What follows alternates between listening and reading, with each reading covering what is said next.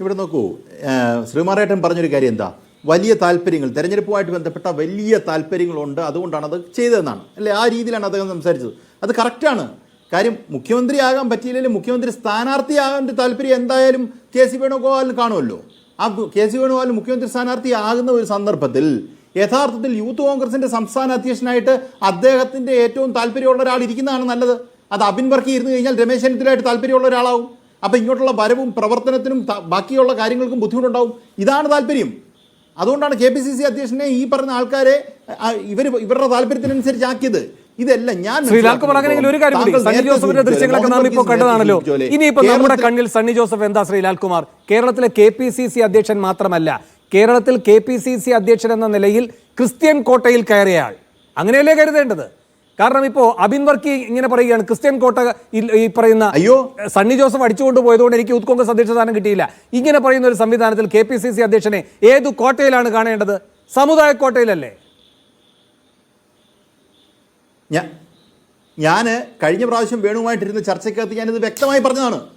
അത് അദ്ദേഹത്തിന് ഇങ്ങനെ കോൺഗ്രസ് KPCC വഴങ്ങുന്ന ഒരു സാഹചര്യം ഉണ്ടാകരുതായിരുന്നു.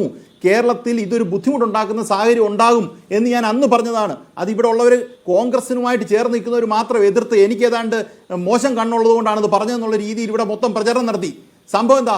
ഇപ്പം അബിൻ വർക്കിക്ക് അത് പറയേണ്ട വന്നില്ലേ? കാര്യം എന്താ? ഇങ്ങനൊരു പ്രീസിഡൻസ് ഉണ്ടാക്കി, ഇവർ തന്നെ ഉണ്ടാക്കിയ പ്രീസിഡൻസ് ആണ്. എനിക്ക് ഒരു സംശയമില്ല, ഞാൻ നേരത്തെ പറഞ്ഞ നിലപാടിൽ നിന്ന് ഒരു മാറ്റവും ഇല്ല. KPCC അധ്യക്ഷനെ എനിക്ക് താല്പര്യം ഉള്ളപ്പോൾ പോലും KSUവിൽ NSUവിൽ യൂത്ത് കോൺഗ്രസിലൊക്കെ രാഹുൽ ഗാന്ധി തുടങ്ങി വെച്ച ഈ ജനാധിപത്യ പ്രക്രിയ ഉണ്ടല്ലോ, അതിന്റെ അന്തിമ ഘട്ടം ഇപ്പോൾ എവിടെയാണ് എത്തി നിൽക്കുന്നത്? ജനാധിപത്യ പ്രക്രിയയ്ക്ക് ഉണ്ടാകും, ഉയർന്ന വോട്ടെടുത്ത് കിട്ടിയാൽ നിങ്ങൾക്ക് പ്രധാനപ്പെട്ട ചുമതലകളിലും എത്താം. പക്ഷേ നിർണായക സന്ദർഭങ്ങളിൽ നിങ്ങൾ ഏത് സമുദായത്തിലാണ് എന്നതിൻ്റെ അടിസ്ഥാനത്തിലായിരിക്കും അന്തിമമായി നിങ്ങളുടെ ഭാഗ്യം. ഇങ്ങനെയാണോ? ഇതാണോ ഈ പറയുന്ന യൂത്ത് കോൺഗ്രസിന്റെ ഗ്ലാമർ? അതല്ലേ സംഭവിക്കുന്നേ? അതാണല്ലോ ഇവിടെ സംഭവിക്കുന്നേ. അതല്ലേ ഇപ്പൊ നോക്കൂ, KC വേണുഗോപാലിനെ സംബന്ധിച്ചിടത്തോളം ഏറ്റവും സേഫസ്റ്റ് ബെറ്റ് രാഹുൽ മാങ്കൂട്ടോ ഇരിക്കുക എന്നുള്ളതായിരുന്നു. രാഹുൽ മാങ്കൂട്ടോ ഇങ്ങനൊരു ദുഷ്പ്രവൃത്തി ചെയ്തതുകൊണ്ട് പുറത്തു പോയിട്ട് വന്നു. പിന്നെ അവിടെ ഇരിക്കാൻ ഏറ്റവും യോഗ്യനാരാണ്? അത് KC വേണുഗോപാലിനും ഷാഫി പറമ്പിലിനും താല്പര്യമുള്ള ഒരാൾ. കാര്യം അദ്ദേഹം ഷാഫി പറമ്പിലിനും കൂടെ കോൺഫിഡൻസിൽ എടുത്ത ഒരാളെ ആക്കുക എന്നുള്ളൂ.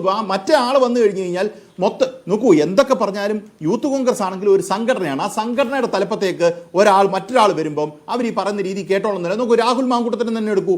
അദ്ദേഹം സംഘടനയുടെ തലപ്പത്ത് വന്നു കഴിഞ്ഞാൽ അദ്ദേഹം തന്നെ വാർത്താ സമ്മേളനം, നമ്മൾ എപ്പോഴേലും നിങ്ങളെ പ്രതികൂട്ടിലാക്കി പ്രവർത്തിച്ചിട്ടുണ്ടോ എന്നൊക്കെ ചോദിച്ച് വാർത്താ സമ്മേളനം നടത്തുന്ന നമ്മൾ കണ്ടിട്ടുണ്ട്.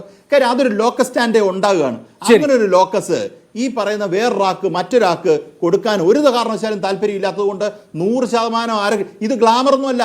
ശരി.